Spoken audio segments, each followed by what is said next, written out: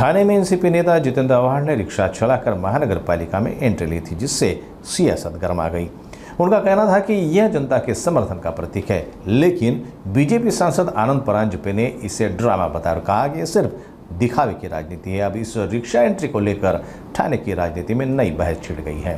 प्रसिद्धीसाठी हापापलेल्या नकलाकार कलाकार डॉक्टर जितेंद्र आव्हाड यांनी सामान्य ठाणेकरांचा जीव धोक्यात घालून रिक्षा चालवली। ठाणे महानगरपालिकेच्या मुख्यालयामध्ये रिक्षा चालवत त्यांनी एंट्री घेतली।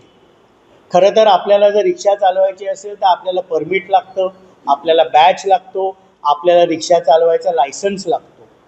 आणि त्यामुळे मी आज राष्ट्रवादी काँग्रेस पक्षाच्या वतीने श्री पंकज शिरसाट, पोलीस उपायुक्त वाहतूक शाखा यांच्याकडे तक्रार केलेली आहे की डॉक्टर जितेंद्र आव्हाड यांच्यावर मोटर व्हेकल्स ॲक्टच्या अनुषंगाने गुन्हा दाखल व्हावा। त्यांच्याकडे लायसन्स आहे की नाही तपासलं गेलं पाहिजे, त्यांच्याकडे परमिट आहे की नाही, त्यांच्याकडे बॅच आहे की नाही।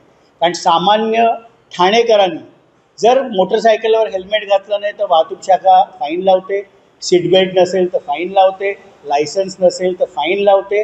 आणि माजी मंत्री आणि आमदार या जबाबदारीच्या पदावर असलेल्या नकलाकार नाटककार जितेंद्र आव्हाड यांनी जी रिक्षा चालवली यांच्या विरुद्ध मोटर व्हेकल्स ॲक्टच्या अनुषंगाने गुन्हा दाखल झाला पाहिजे, अशा प्रकारची मागणी राष्ट्रवादी काँग्रेस पक्षाच्या वतीने आज आम्ही केलेली आहे।